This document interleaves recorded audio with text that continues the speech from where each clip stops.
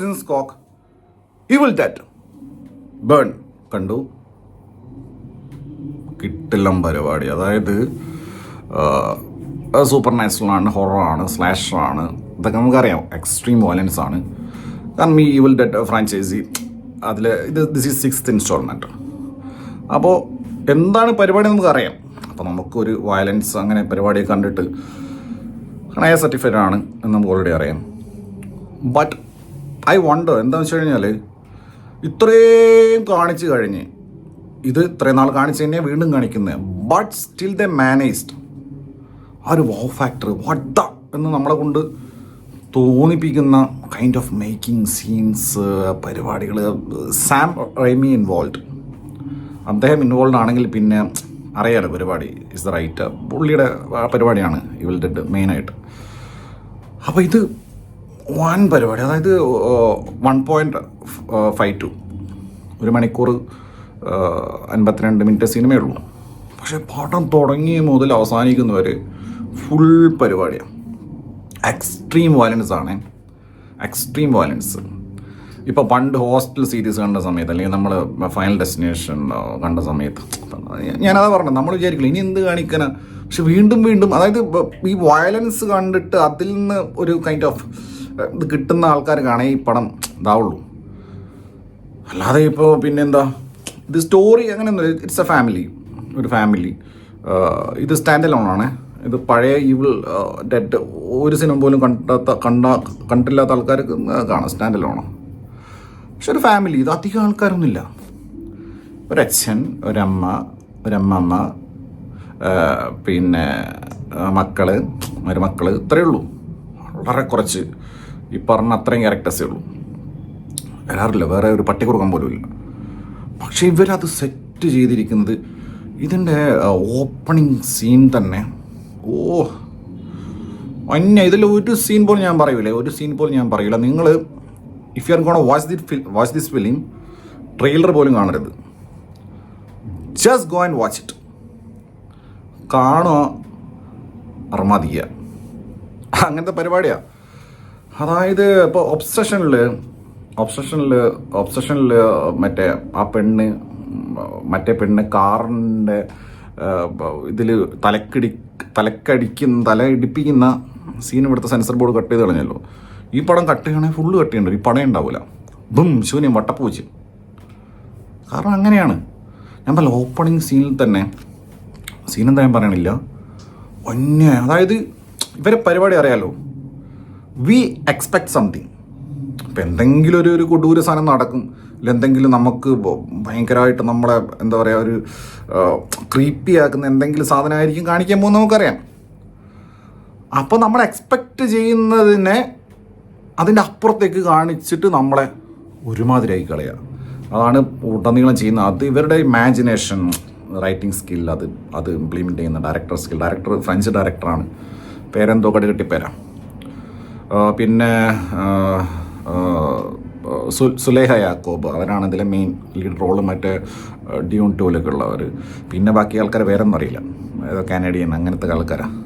Director is basically French. അതുകൊണ്ട് ഇതിൽ French reference കുറേ ഉണ്ട്. പിന്നെ കുണ്ടാന്നെല്ലാം വിളിക്കുന്നുണ്ട്. കുണ്ടാന്നുള്ളത് നമ്മൾ പെട്ടെന്നേ ഒരാളെ വന്നിട്ട് ഇവർ വിളിക്കുക സ്ത്രീ കുണ്ടാന്ന്. പക്ഷെ അപ്പം പിന്നെ മനസ്സിലായി വേറെ ഭാഷയാണ് കുണ്ട, എത്രസ്തേ എന്നെല്ലാം പറഞ്ഞിട്ട് വേറെ അതിങ്ങനെ ഇറ്റ് ഗോസ് ഓൺ. അപ്പോൾ ഉടനീളം പിന്നെ ഇതിൻ്റെ ഒരു ഇത് ഇറ്റ്സ് നോട്ട് ജസ്റ്റ് വെറുതെ കുറേ ജംസ്കെയർ അങ്ങനെയല്ല. നമുക്ക് ബ്രീത്തിങ് സ്പേസ് തരും. അത് ഇവർക്കറിയാലോ പരിപാടി. എന്തിനാ ബ്രീത്തിങ് സ്പേസ് കൊടുക്കുന്നത്? ഇപ്പോൾ ഒരു എക്സ്ട്രീം ആയിട്ടുള്ള ഒരു ഭയങ്കര ഒരു ടെറിഫൈങ് ആയിട്ടുള്ള ഒരു സീൻ. അപ്പം അവിടെ അവർ സൈലൻസ് ഇടും. അവരെന്തിനാണ് സൈലൻസ് ഇടുന്നത്?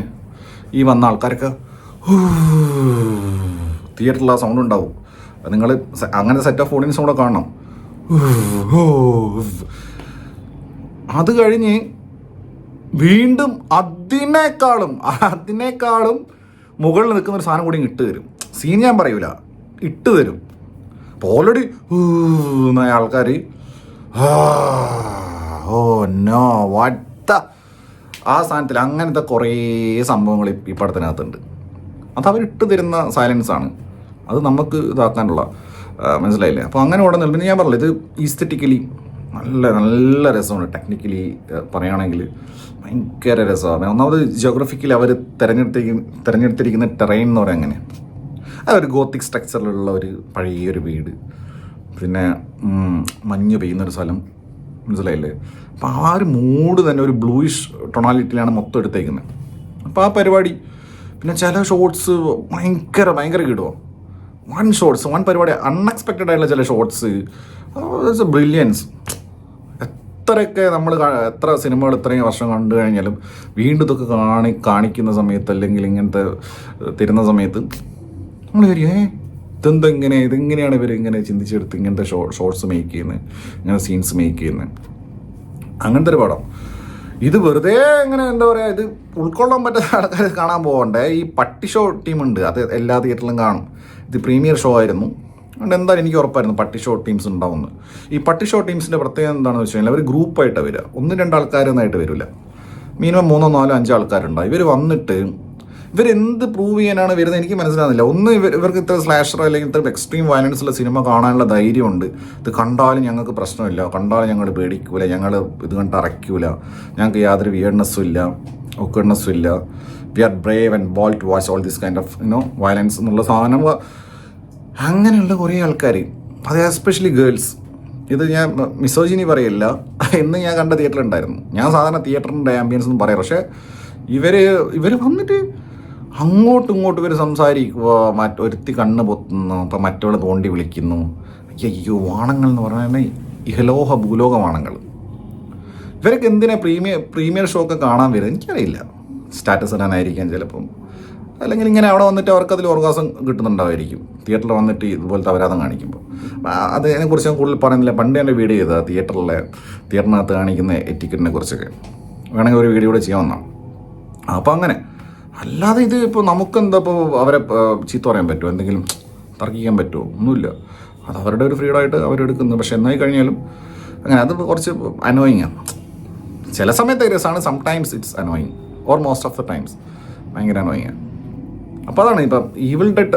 ഇതിൻ്റെ ഇത് 6th ഇൻസ്റ്റാൾമെൻ്റ് അടുത്ത് വരുന്നുണ്ട്, ഈവിൾ ഡെഡ് റാത്ത് എന്ന് പറഞ്ഞിട്ട് 2028. അപ്പോൾ ഇതാണ് when Sam Raimy is involve, that's always good.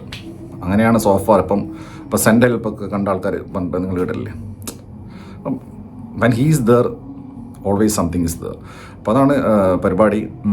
അപ്പോൾ ഇത് ഇങ്ങനത്തെ ഒരു വയലൻസാണ്, പറ്റാത്ത ആൾക്കാർ കാണാൻ പോകണ്ടേ. എനിക്ക് തന്നെ ചില സീൻസൊക്കെ ഓക്കെ, വയലൻസ്, കട്ടിങ് ഷേവിങ്ങും മറ്റേ തലയടിച്ച് പൊളിക്കണതും പിന്നെ അരക്ക് കീഴ്പോട്ട് ഓടലില്ലാതാവുന്നു ഒക്കെ ഓക്കെ. പക്ഷേ ചില kissing scenes and all, kissing scenes ആണ് നിങ്ങൾ വിചാരിക്കുന്ന ഇറോട്ടിക് കിസ്സിങ് സീൻസ് അല്ല. You have to watch the film, അപ്പോൾ മനസ്സിലാവും ഞാൻ എന്താണ് പറഞ്ഞിട്ടുള്ളതെന്ന്. പടം കണ്ടുള്ളവർക്ക് അറിയാം. അപ്പോൾ അതാണ്, വേറൊന്നുമില്ല, യാതൊരു നോവൽറ്റി ഇല്ല, ഒരു തരത്തിലുള്ള പുതുമയില്ല. നിങ്ങൾ ഇതുവരെ കണ്ട് കേട്ടുള്ള സ്റ്റോറീസാണ്, നത്തിങ് ഫ്രഷ്, നത്തിങ് മച്ച്, ഒന്നുമില്ല. പക്ഷെ സ്റ്റിൽ ഇവരൊരു സീനിൽ ഇവർ ഉണ്ടാക്കിയെടുക്കുന്നൊരു ഇമ്പാക്റ്റ് ഉണ്ട്, അല്ലെങ്കിൽ ഒരു ഷോട്ടിൽ ഉണ്ടാക്കിയെടുക്കുന്നൊരു ഇമ്പാക്റ്റ് ഉണ്ട്. നമ്മൾ എന്താണോ പ്രതീക്ഷിക്കുന്നത് അതല്ലാതെ വേറെ സാധനം തന്നിട്ട് ആ ഒരു മാജിക് അവർക്ക് അറിയാം, ആ ഒരു വോ മൊമെൻറ്റ്സ് തരാം. അത് മിസ്സിങ് ആകുമ്പോഴാണ് നമുക്ക് സിനിമ ഡെഡാവുന്നത്.